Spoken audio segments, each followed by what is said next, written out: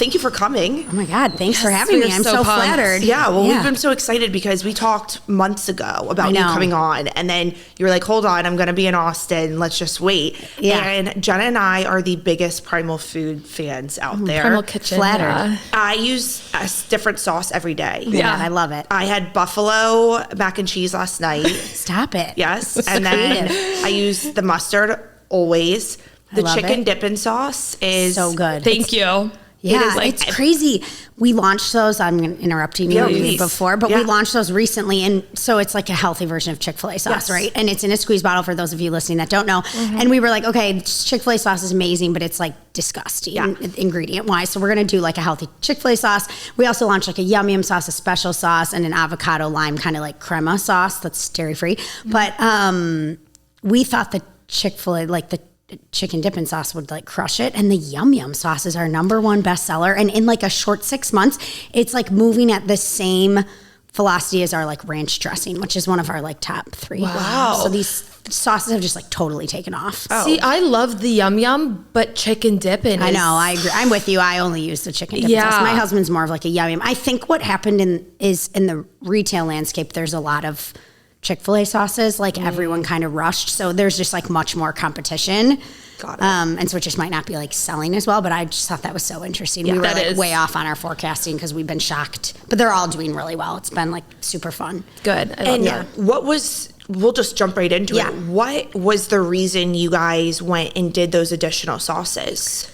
I mean, I feel like a tenet of the Primal Kitchen brand has been like innovation from day one. We've always like been heavy on the innovation front. Like we were only in mayonnaise when we launched in 2015, if you can believe it, February 2nd of 2015. For 10 months, we only had mayonnaise. At the end of that year, we launched a bar, an avocado oil, and 2 salad dressings, our honey mustard and our Greek dressing.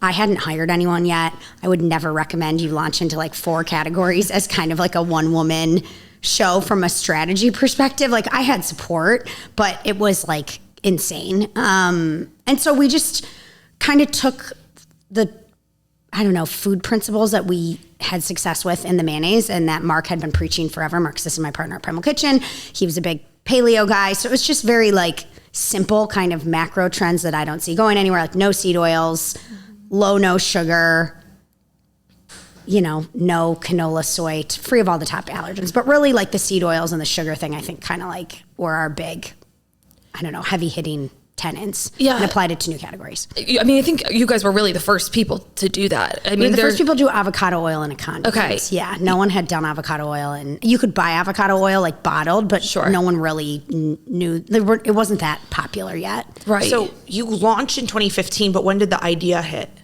So I ran marketing for a brand called Candida. That's like a sparkling probiotic drink sold to PepsiCo as the #2 player in the kombucha space. I worked for them before I worked for Mark, and I met him. I like knew of him. I was working on this. I met these guys from Colombia. I was like renting out my bedroom on Airbnb, and they were like doing this film, and I was like obsessed with all these health people. So I knew of Mark, and Candida sponsored this event he did. I met him, and then we went our separate ways, and he just randomly called like 6 months later and said, I want to launch this food company. Do you think you could help?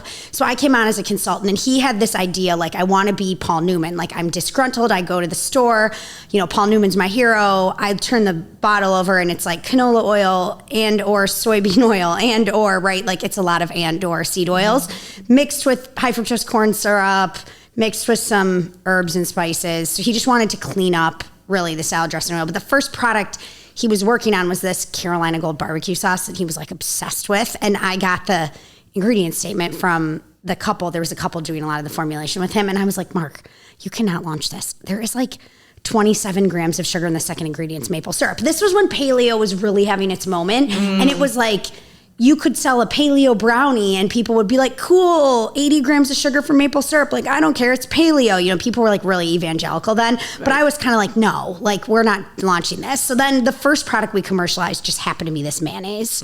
And then it kind of all just like went from there. But you were a health nut on your own. I was, okay. Yeah. And so when you guys got together, how early on did you see what it could be? Because now it's like when I think healthy condiments, I think Primal Kitchen. Like there's not a second brand that I even think of. That's so nice. Yeah, maybe I'm just a super fan. No, I love it. like, okay, we went in, the food industry is like notoriously low margin. So if you like want to make money on a yearly basis, like don't launch a food brand. That would be my advice to you. I mean, everyone takes a little piece of the pie and it's just really hard to like have a profitable company. And we knew that. So when we launched, Mark was like, hey, if, you know, we could sell this company for $30 million one day, I'd be happy. And then a year later, he's like, if we could sell this for 50 million, I'd be happy. And then 100. And then it just, we ended up selling it for 200 million to Kraft Heinz like 3.5 years later. Yeah. So I don't think either of us really knew like in February of 2015 how big the brand could be. I think what we knew was we wanted to put these products in the marketplace. We weren't willing to sacrifice on ingredients. So a lot of people go with like an MBA, which I very much don't have. I can't even put a PowerPoint deck together. They go with an MBA, they like create a business plan and they're like, here's the competitive price points and we're going to come in at this price point. And then they go kind of like make a product around a business plan. We like made a product and I said to Mark, if we want to stay in business, we need 50% gross margins. So this product is going to retail for $9.99. We created the product. It cost, I think it was like $2.10 if I remember correctly. You sell it for $4.20. UNFI marks it up whatever their markup is. It's different based off the retailer. Whole Foods marks it up 42%. You end up at a $9.99 price point. And I said, we test this and people either buy it and we have a business on our hands or they don't and we close up shop. But I wasn't going to go sacrificing on ingredient quality, neither was Mark. And I wasn't going to do what a lot of food and beverage companies do, which is put out a product at a really low margin, thinking that they're going to like make up margin later. And you end up just in this vicious cycle of raising money for the rest of your life. So, right. Yeah. But how did you know that? Just because of the brand you had worked for before? I mean, I really had no business like doing this. Yeah, that's great. But I did learn a lot. Like I was at Candida when they were sub 10 million in revenue, and a girl who hired me there, Amanda, still works for Primal Kitchen today. She came over with me later, and I had like friends, like a woman who launched this company, Nutso, and my friend Brennan Chris, who had a cafe in San Diego, Godania, and they were selling like a bar back then. Now they have a hydration powder. It's a great hydration powder for those listening. But what is it? Godania. Godania? Yeah. Okay. She's in San Diego. Shout out. Like, yeah, shout out for Godania. Anyone who knows, like they've been there. No one cares more about ingredients than Chris does. Really? Yeah. Okay, yeah, I'm for gonna sure. look them up. But so I think I just asked a lot of people and you just like figure it out as you go. And I love that take because I think in our world today, everything's like, you have to start here and you have to do this. It's like, no, F it. Figure it out, find a way, get it done, like get your hands dirty or you fail. Yeah. And we knew what risk we were taking, right? We were like, what's the minimum? This is what you need to know for launching a food company, the MOQ, the minimum order quantity with your co-man. Mm-hmm. And it was maybe 18,000 jars of mayonnaise. So maybe our initial investment was like 36K, give or take.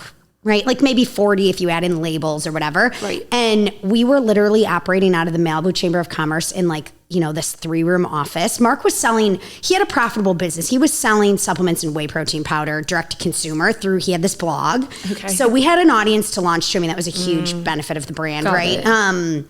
But I think that alone isn't enough. Like you need an innovative product in the marketplace. So yeah. And then also too, I've always wondered about the name Primal Kitchen. Is there a story behind that? Well, Mark's book was Primal Nutrition, and he had a website like primalnutrition.com his book was Primal Blueprint. So he had a company, Primal Nutrition. So he was selling supplements. And when I met him the first meeting, I'll never forget this, I was like, Mark, I don't like this name Primal Blueprint. You should call it something like Primal Kitchen. And he was like, oh, this meeting was worthwhile. And I was like, yes, you asshole, this meeting was worthwhile before I changed the name of your company. No, I love Mark. He's like the greatest person ever and one of my closest mentors and friends still to this day. But yeah, so that's kind of, we just went off the whole, he's the Primal guy. So we went off the whole Primal theme, if you will. Sure. Yeah. How did you meet him? So I met Mark because I was working at Candida and Mark was doing this event Primal Con, and we sponsored the event, and I didn't need to go, but I wanted to meet Mark. So I went to the event, and then I ended up chatting Mark and his wife Carrie up, and I was leaving at the end of the night to drive back to LA. This was up in Oxnard, California. They were staying at the Omni Hotel or something in Oxnard, and I was like, do you guys need a ride? So I gave them a ride back to their hotel, and then literally I had quit Candida. I was on a surf trip living in a juicy van for a week with my now husband, surfing from San Francisco to San Diego. And Mark called and said, I want to launch this food company. Do you think you could come meet with me and help? So I came on as a $50 an hour marketing consultant. And I had quit my Candida job with nothing lined up. This is very much a theme in my history. I'm very like, love okay, that. time's up, I'm out. Like, we'll figure it out, right? Yeah. And so, the universe delivered, right? Did you have Big time. health issues that made you more passionate about ingredients and doing this? Because I feel like without that, where does your motivation come from? Yeah. So I grew up, my story's like, so I grew up in Chicago. So it was very much like, we had like family dinner that my mom cooked every night, but it was like, you need to eat breakfast. Like, here's a s'mores Pop-Tart. Like, you have to eat something, right? And I always remember just like not being hungry in the morning. Like that kind of persisted until really I got pregnant. But yeah, so I was never really like healthy, but I wasn't like super unhealthy. But all the women in my family have like constipation issues. I was on Allegra for allergies. I, had just kind of like low grade, like just annoyances that I just figured were like normal. And then I moved to South America. I was an accounting major. I got a job as an accountant. I quit my job 9 months later to waitress at my aunt and uncle's resort in northern Wisconsin, which was like Dirty Dancing. And then I moved to South America. So I like moved with our VP of marketing, one of my best friends who I've known my whole life. She was my first hire at Primal Kitchen. We moved to South America together when we were like 23 or something like that. Got an apartment in Buenos Aires in Argentina, met 3 girls from Ireland. Anna flew home. I traveled for like 2 years, actually 2.5. I got my yoga certification in Hawaii at the end of this trip. So I came home. I was doing research for like a political author, and I was making maybe like 12 grand a year, but I was living off 10 grand a year in South America, and I had saved up all this money from waitressing. So all my friends had these like jobs downtown Chicago. I came home. I was like, well, I have money because I've been living for nothing. And when I was in Colombia, I met this girl from California, and she was like, I don't even remember her name, but she was like, my friend who had cancer, her doctor has her do this cleanse from this company, Standard Process, which is actually a great supplement company there in Wisconsin. You know it, you're shaking your head. They grow all their own herbs and stuff. It's a really cool company. She was like, yeah, she does it once a year, so I do it. So then I went home, my cousin was getting married, and I was like, Mom, we gotta do this cleanse. So we like buy the pills, and with it comes this little pamphlet, and it's like, don't eat basically anything besides fruit and vegetables, okay? And I had never like, this was 2000, God, what year was this? Like 2009 or something like You're that. like woo-woo. I'm doing woo. that. Like no one's quitting gluten in 2009, right? Like if you were, you're like a weirdo, right? Yeah. So we did like a 30-day, like all that. And then I just noticed like I felt great. I like stopped drinking, and I was like, oh my God, my allergies went away. Like I'm not having constipation issues. Like this is kind of crazy. And then I kind of just read Michael Pollan's In Defense of Food. Food Inc., if you know that movie, was like actually shown in the movie theaters at this point in my life. So I went to the movie theater in downtown Chicago to watch the screening of Food Inc. And I just got really into it. I always say I like read In Defense of Food, which the tagline, as you know, is like eat food, not too much, mostly plants. I'm very much not vegetarian. Sure. I eat a lot of animal products now. But I feel like then I did everything, and I could have just stopped at the first book I read, like eat food, not too much, mostly plants. But I was like doing keto before anyone was doing keto with this woman, Maria Emmerich, who's kind of like the keto queen. She was like 20 total grams of carbohydrates, not net. I did everything. Yeah. Just to experiment because you got so into it because you felt so good. Yeah. I think we've all kind of been there. And then you're just like searching for like the best, right? And you're like, well, is it this? Well, is it that? Right. Yeah. That's very interesting, one, because I think, and it's interesting too, I wanted to mention that you were saying that the people around you, like everyone kind of wasn't feeling that good. Everyone was kind of constipated. And I think we're still in that era, right? Yeah. Like so many women deal with gut issues. So many women deal with some imbalance until we find that one thing, right? And obviously like this is a gut health podcast primarily. Yes. So we're so big on that. So I love that you were kind of ahead of the time where you were like, this is working for me, so I may as well. When you're doing and starting and creating a concept for Primal Kitchen, are you sitting here and you're like, this is going to change the game for people who want better stuff? Like, did you know and have that feeling that this was going to be huge? Or are you guys sitting there? I know you were saying like all of a sudden the number got bigger and bigger and how much you want to sell, but were you like, did you have a feeling? Yeah, I mean, I think we knew that there were people like us who didn't, at the time, like people were going to meetings with Whole Foods and like raising their hand and being like, you need to get canola oil out of the salad bar or whatever, you know, but they were like freak people, right? Like people, everyone thought they were crazy, right? So we knew there was people who didn't want to eat dairy. Mark had like a similar story through his health journey. Sure, he had IBS, right? Yeah, totally. Like he was like, I knew every bathroom. Like this was before the days of like Google Maps, and he's like, I knew every bathroom like on every route I went on because I like had always had to pull over. There's on social media, there's been this thing recently where girls like Gen Z girls are talking about shitting their pants, and it's Stop it. I swear, like they're like, I shit my pants. They're like, I love that we're normalizing this, but also Why are we all pooping our pants? pooping our pants? Yeah. And although I can honestly say I've never shit my pants, I had the most horrific stomach for so many years. And in 2009, I was told to go gluten-free. And I remember going to the store, and the only brand that seemed to be somewhat health conscious was Glutino. Oh yeah, I know that brand. And yeah, I'm like, it's this rice is flour. Right. I'm like, this is insane. I'm not doing this. And so I suffered for, I don't know, 10 more years. Until all these Until products came everyone caught up, because it Yeah. was impossible to live your life Yeah. and be gluten-free. And you had to be so gung-ho about it and so okay. Like, I remember people in high school being like, oh, you're the gluten-free girl. And I'm like, well, actually, no, I should be. But yeah. You're like, I'm either the gluten-free girl or the diarrhea girl. Like, what do you want me to be? Yeah, pick your poison. It's like being 16 with IBS is actually so Yeah, brutal. that's horrible. Yeah. Yeah. But so, okay, so you guys start this brand and then you end up selling it for $200 million. Yeah. And when people in our world, in the crunchier, health conscious world, when we see brands we love get bought out by really big brands, we get nervous because we're like, course. are they just going to start slowly losing their values? How did you approach that, and how has that experience been? Yeah, so I think like what people, I hear that it's like easy to make that assumption, right? But Yeah. like the reality is, you have these big food conglomerate publicly traded companies, and they have these really old, really profitable, really big brands like the Heinz's of the world. You know what I mean? And they realize that people want a healthier alternative, and their brand, they don't want to buy it from their brand. Like nobody wants to buy a healthy Hellmann's mayonnaise. Like the people who are buying Hellmann's mayonnaise are like offended by health products, like in a sense, right? Yeah. So I think like I'll just say this, like we sold and they like incentivized everyone to stay. It's 5 years later. My entire team is still there. They have never asked us to change an ingredient. If anything, they've made our products better. Like they found a really cool mushroom extract that we use that's like super natural and helps with our emulsification in sauces. And they've really just provided support and have never been like,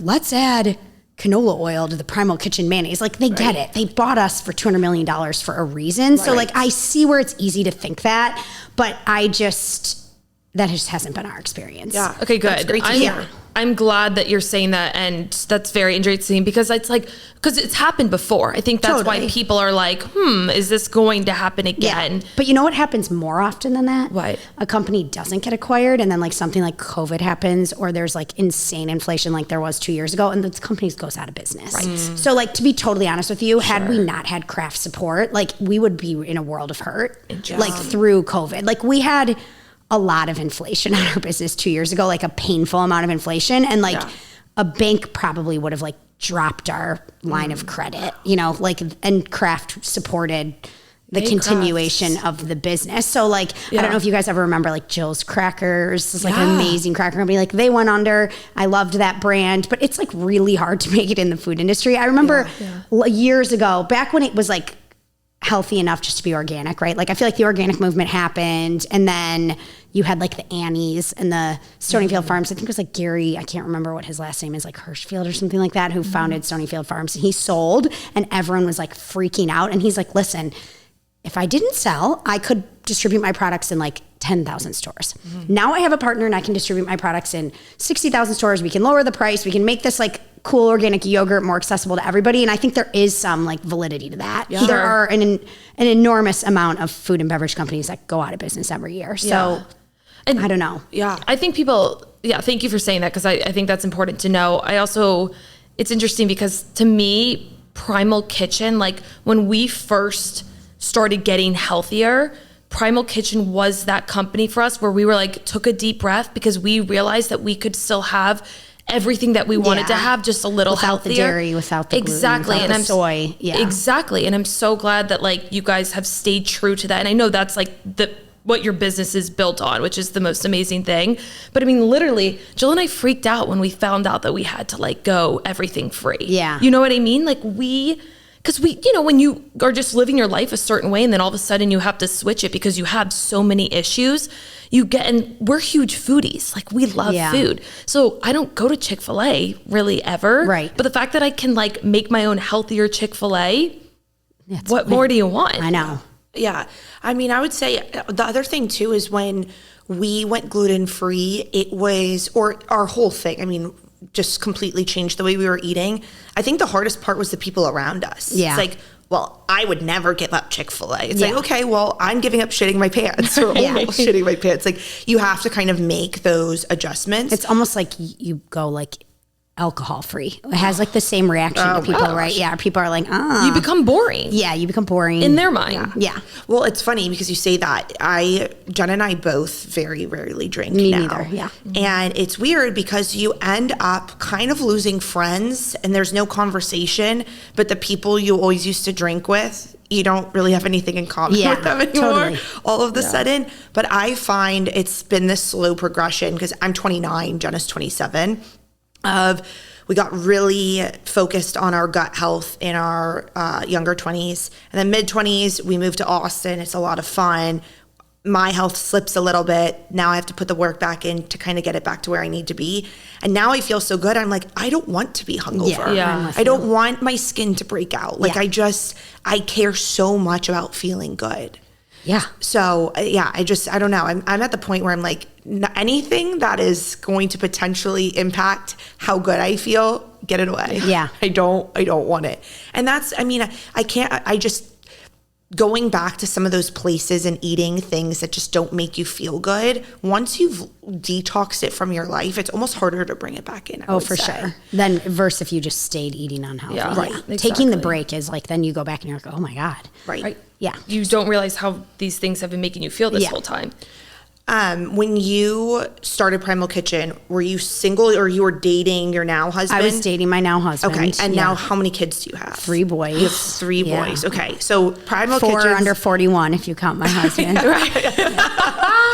And you have built and sold a massive business with all of those life transitions. And as women, I think a lot of times it's kind of told you have to pick one or the other. There's this idea that you can't do both.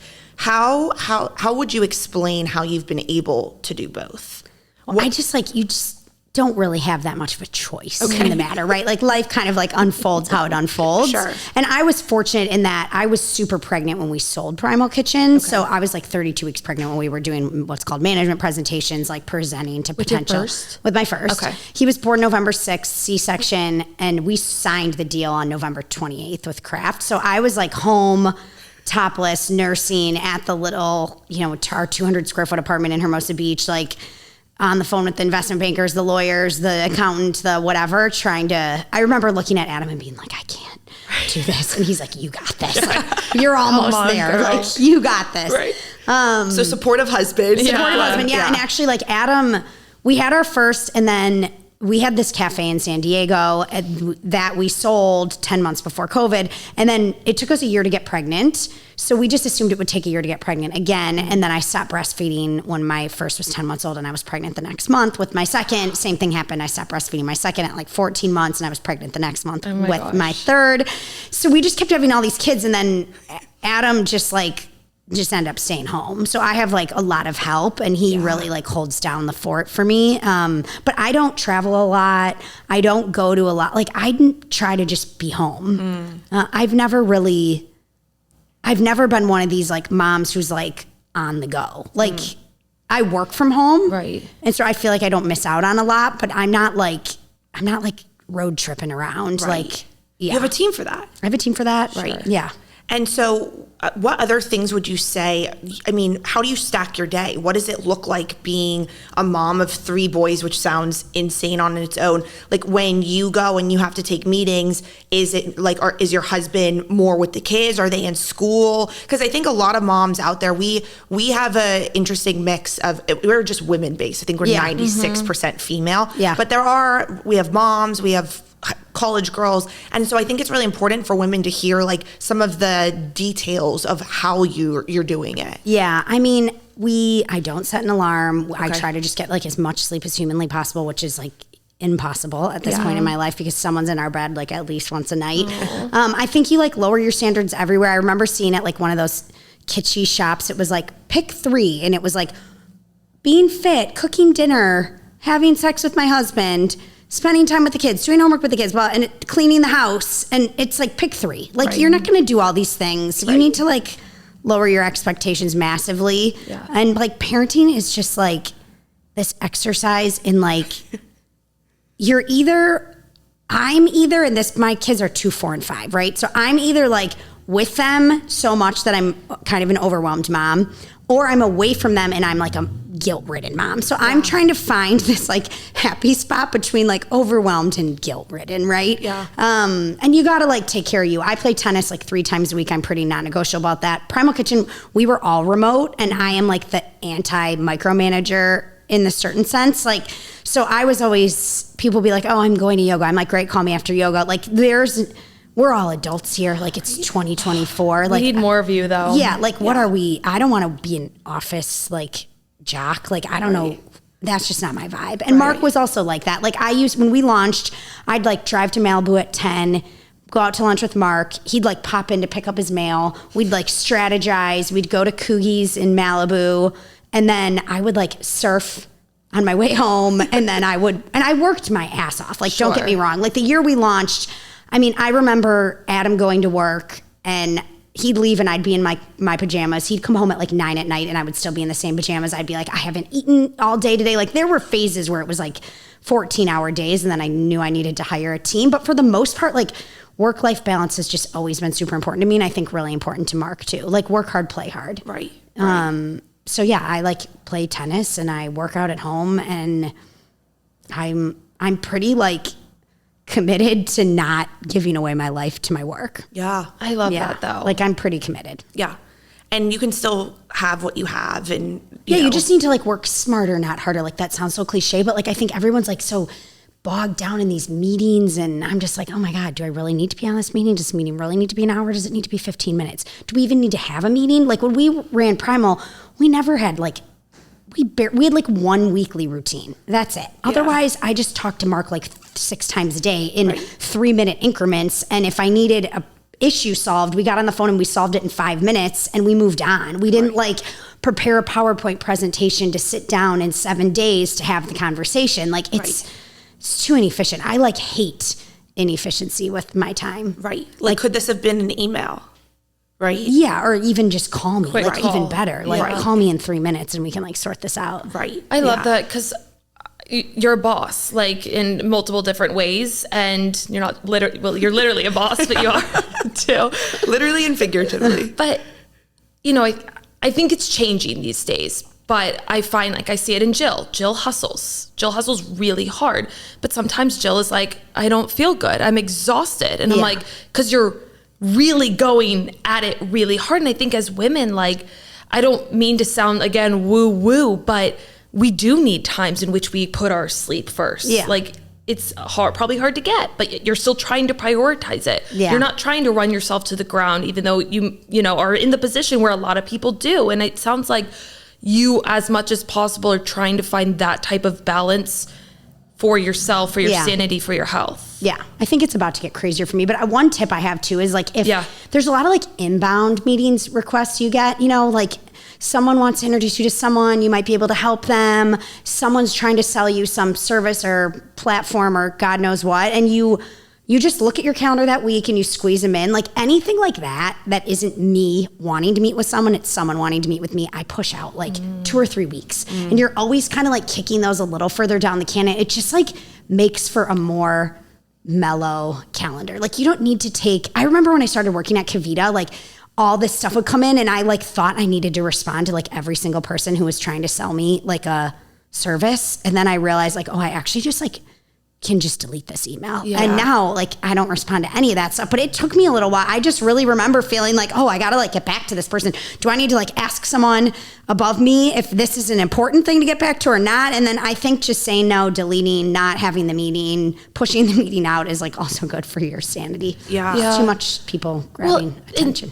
Being on social media, we're very available, right? Yeah. And sometimes we do have to establish boundaries, which is hard because we want to talk to all of our community. We want to help them and we want to answer the latest brand reaching out to us. And that is so fun. But sometimes you can sit there and be like, I am literally at everyone's disposal and I'm answering everything. And sometimes we have to be like, put our foot down on certain things and just say, possible. No.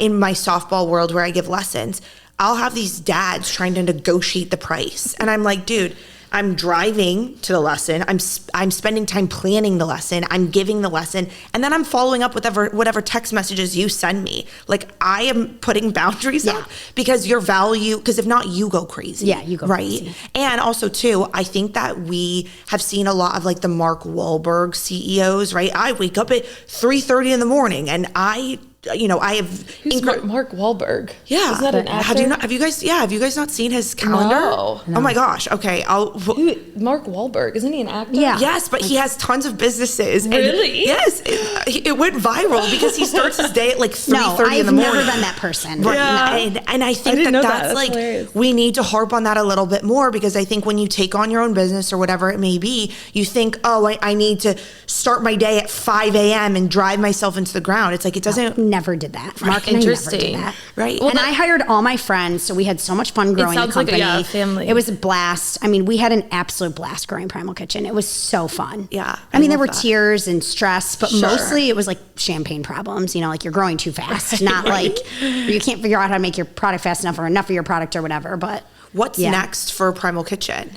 Well, like these dipping sauces was a big innovation launch for us. As you get bigger, innovation becomes like a little bit harder, right? Mm-hmm. Like you've taken what worked in mayonnaise and applied it to salad dressings, and we tried frozen foods. We discontinued that line. We had bars for a while. We discontinued those. You just get to like a different phase of the business. So I think leaning in on what's working, but we're not launching innovation at like a crazy rate. But the dipping sauces is like our big thing for the year. And then it's just like standard retail strategy, like trying to increase household penetration and expand distribution.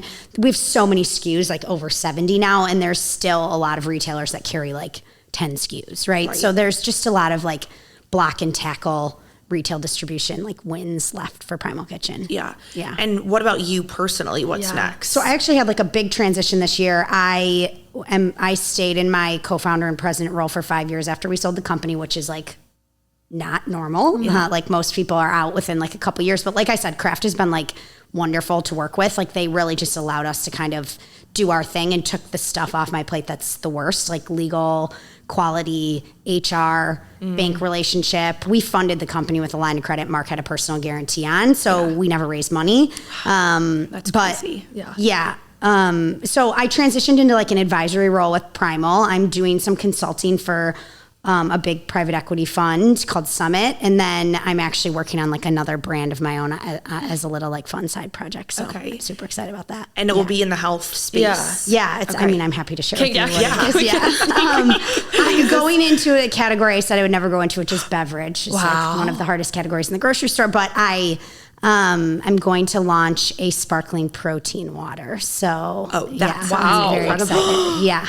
I'm very into like protein as just a macro trend I don't think is going anywhere. I think that the percentage of the population on Ozempic is probably only going to increase. And I think even aside from that, like my friends were doing like the Master Cleanse. Do you remember the Master Cleanse? Like lemon or cayenne pepper, maple syrup water back 12 years ago. And now a little apple cider vinegar. A little apple cider vinegar in there. Yeah. And now everyone's like just trying to hit their protein count. We've had like multiple episodes on that lately. It's really hard. Yeah, it is really hard. Yeah, and it's also been just kind of presented in this like, thick shake type of format. So my idea is like, I've already done a few rounds of formulation, but it will only have 2 grams of sugar, 12 grams of protein, and the experience will be more like drinking like a soda, if you will. It's pretty full flavored. So no, that's very exciting. So I'm super pumped about that. We always get asked, what is our favorite like drinkable protein shake. I'm like, there's not that many on the market that we're gonna like.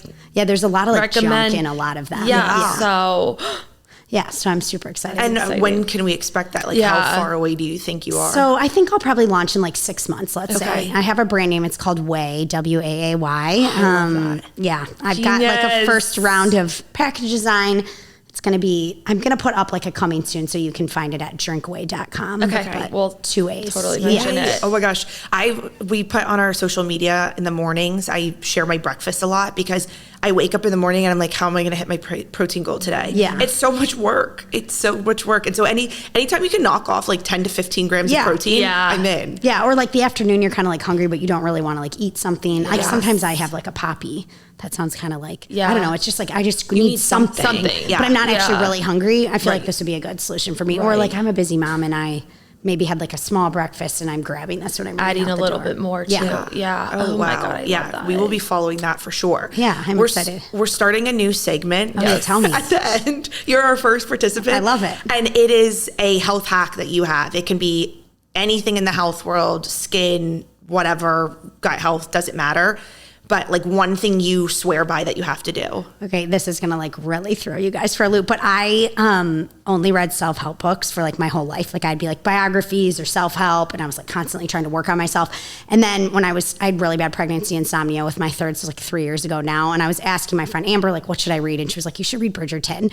And I like broke out of the self-help genre and entered to the romance, like smut novel genre. And this was like I think my biggest level up in life. Like I just feel like this really improved my life. Like it's too much coming at us on like social media and everything about like, do you guys follow you probably don't because you guys don't have kids, but there's this hilarious woman, Big Time Adulting. She's so funny on Instagram. And like, she kind of even said this week, like, how about we just use our own brains? Like no kid's going to be raised perfect, but it's too much coming at us. Like you need to eat this way. No, it's this way. No, you can have the carbs. No, you can't have the carbs. No, you blah, blah, blah. Or you need to raise your kids this way. And you just constantly feel like you're never doing anything right.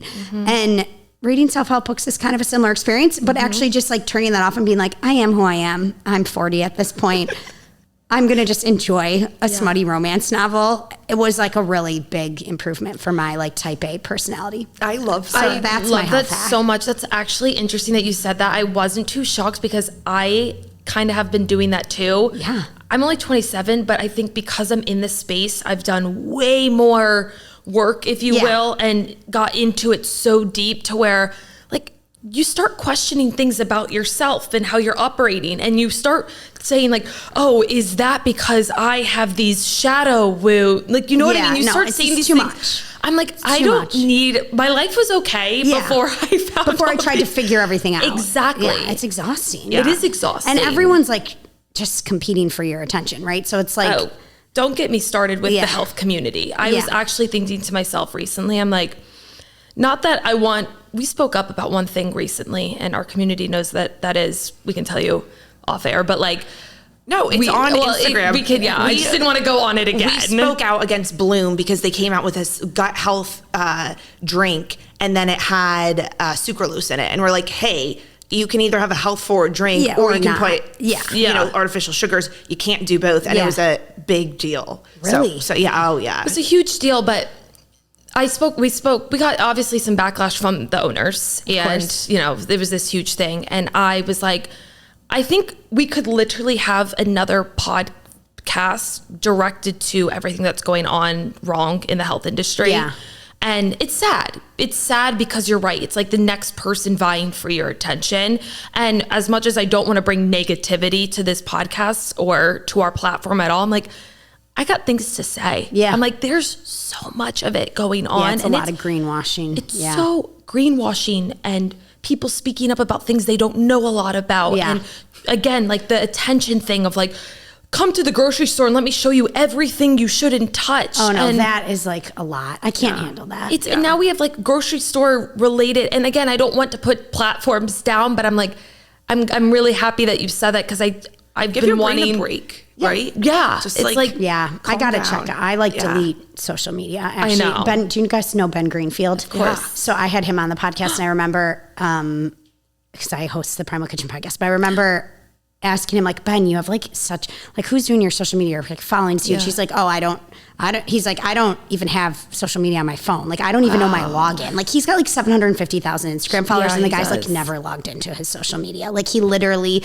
and I was like, okay, this is my life goal. I like hired my little cousin Dewey, who's a professional ballerina. And I'm like, you can post whatever you want. Like, I'm out. And I just like deleted Instagram and I know. I was trying to find. I found your Instagram, and I was like, she doesn't go on it that much. I can tell. No, I'm like good. Totally like, I just like it's not a good place for me. Yeah, it's like too much fear mongering and like I don't know. That TikTok algorithm's crazy too. Like I had to like train it to just show me like Taylor Swift and Travis Scott content. I'm like, this is all I'm here for. Right. Don't show me any of this other weird stuff. Right. Yeah. Yeah. But now I just delete it. It's just a better place to be. The thing is like, I don't want to, cause I enjoy the things that we do, but I've been vocal about needing to not use it so much for personal use. Yeah. To where I'm just sitting there scrolling. Yeah. It's actually a wonderful place to be if you're posting. Yeah. But if you're not sharing and you're just consuming, I think it's a really tough place to be. Like there's like a lot of connection to be had if you're going to like put yourself out there, interact in the direct messages, comments, etc. But it's fantastic. And I love that. But then you go ahead. No, go. Well, then you get on there and then you start, even as creators, like we start comparing ourselves to other people. Where are they at? What are they doing? No, and you're just like, for what? It's like a fishbowl. It is. Yeah. So get off of doom scrolling and go read more romance novel. Get a Kindle. Yeah. Read for pleasure. Listen. It's a boost in your sex life, which according to Dr. Amy Killen is like, do you guys follow Dr. Amy Killen? Yes, she's like, well, you need to have 100 orgasms a year. And I feel like that gets harder when you have 3 kids and smut makes it easier. So I'm a big fan. Yeah, I love that so much. Yeah. I will say, like, I've been a romance Kindle girly forever. I started in college. Were they smutty? They got real smutty a few years ago. Yeah. But prior to that, it was just like more of like good old fashioned romance. And my best friend from college, Danny, was a OG Kindle reader. Okay. And she was like, you have to get this thing. So I had it. And she would just send me the book after she was done. We had the same login. And it is such an escape. It's just a nice escape. Right. But not an escape like that makes you think. No. Like social media does. No. It's an escape where you're just like, okay. And then like you finish the book and 2 days later, you're like, I don't even remember anything about that book. I have like no idea what the main character's name was. No idea what happened. It was a really enjoyable 6 hours and I'm done. Wait, that is a thing? It's called like Book Amnesia or something you like that. Literally don't remember. Like I couldn't tell you what I read last week. Really? Yeah. I've read books twice. I guess and then maybe do get that. I'm not a good reader, so you're inspiring me. Yeah, I think I like read them too fast, or I don't know. It really helped with just like relaxing in the middle of the night too. Then you're not like, I keep my phone downstairs. I like plug in my phone. I go up to put the kids to bed, and then my phone's down there until I go down in the morning, which I think is also like another nice hack. Well, and I think it also probably helps with your just efficiency and your productivity. And, you know, obviously I find mine getting blocked all the time because I'm just constantly checking, you know, and it's... You need to get like a work phone for social media and delete it off your personal phone. Adam and I are like talking out, we're like, we need to get those like ladybug phones or whatever for ourselves. The ones that just have like... Yeah, call. Yeah. Is your husband, is he super into his health?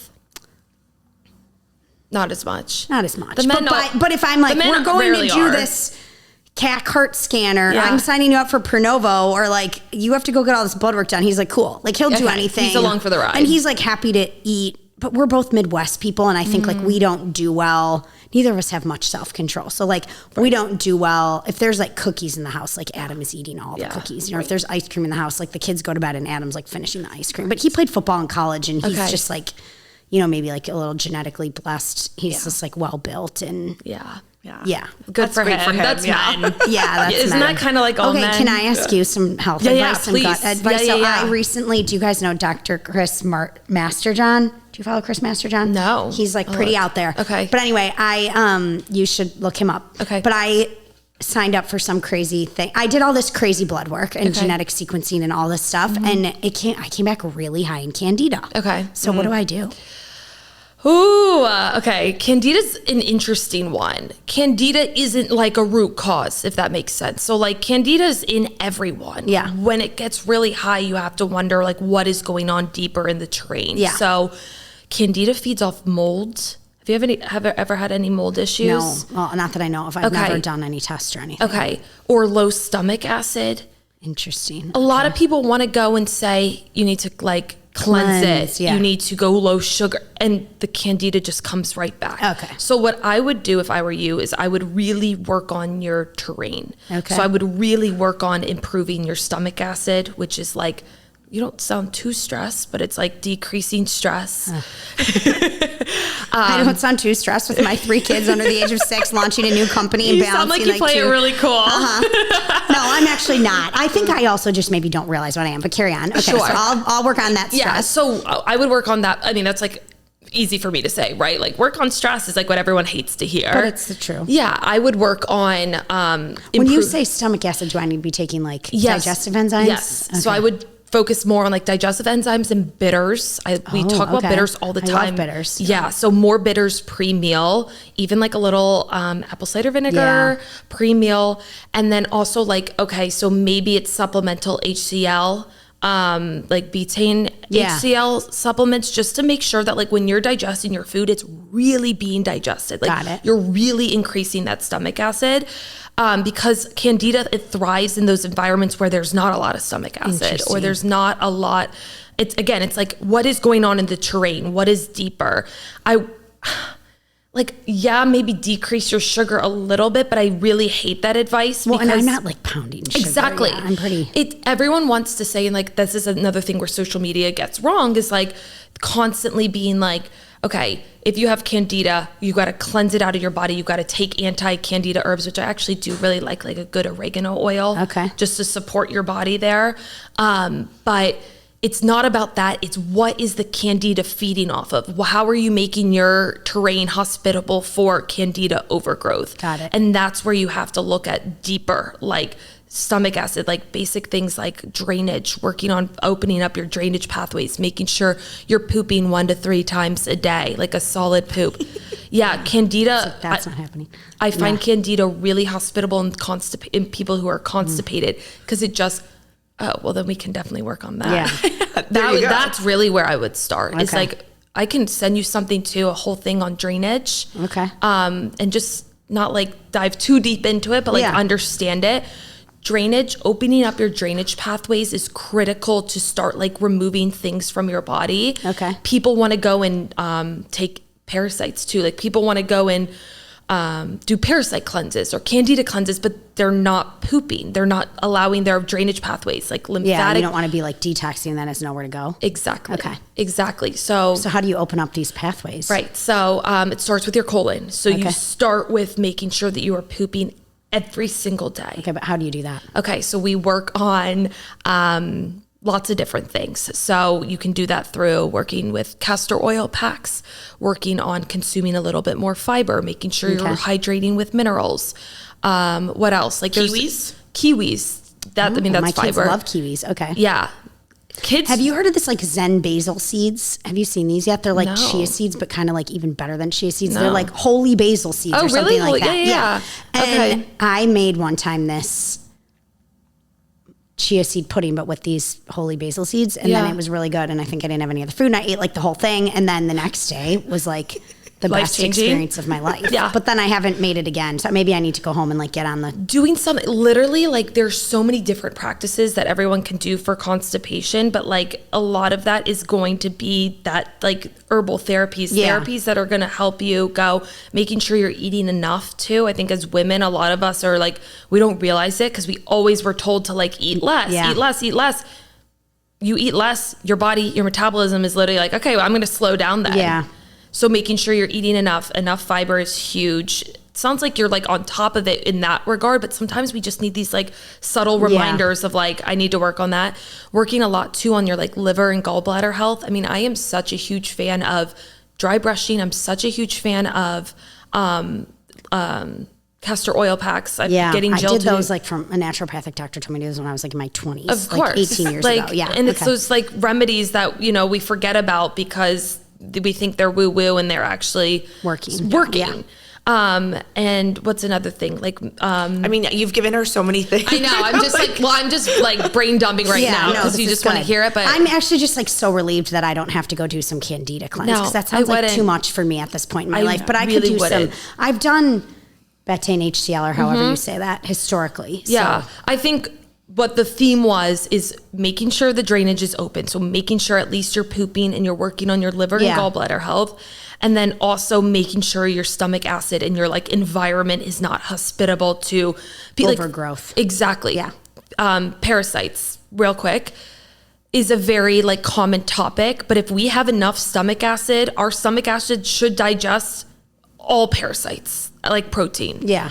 But why don't people's is because they have really low stomach acid and we have the standard American diet and you pull in stress. Okay, have you seen this? I just saw recently. What? Like people are like taking these like almost worm shots, like they're ingesting the worm situation for like IBS or Crohn's or something like that. Have you seen this? I've saw like something briefly, and to be honest, I just scrolled because I was like, what's happening? Yeah. I don't have words. File that under things people are willing to do instead of just do the work to feel better. Yeah, for sure. You know? So, well, thank you. Of course. Very helpful. Can absolutely help too. Thank you for coming. Yeah. Oh my gosh. We were so fun to talk to. This is a blast. Flattered you guys had me. It was wonderful to meet you. Thank you so much. We're super fans. So and then this episode will probably be out next week. What should we plug for you? Because you don't want to be on social. No, I am. I mean, I'm at like Morgan Zanotti on Instagram and something like that on TikTok, I think. And, but yeah, like I'll drink way. Okay, there we go. We'll totally I keep got up locked with that. out of this one Instagram account and I can't figure out how to get back into it for the drink. So I'm trying to sort out what that handle is going to be. When it comes back. It'll live in the show notes so people can go back to find it when it's back. Yeah. Well, thank you. Thank you.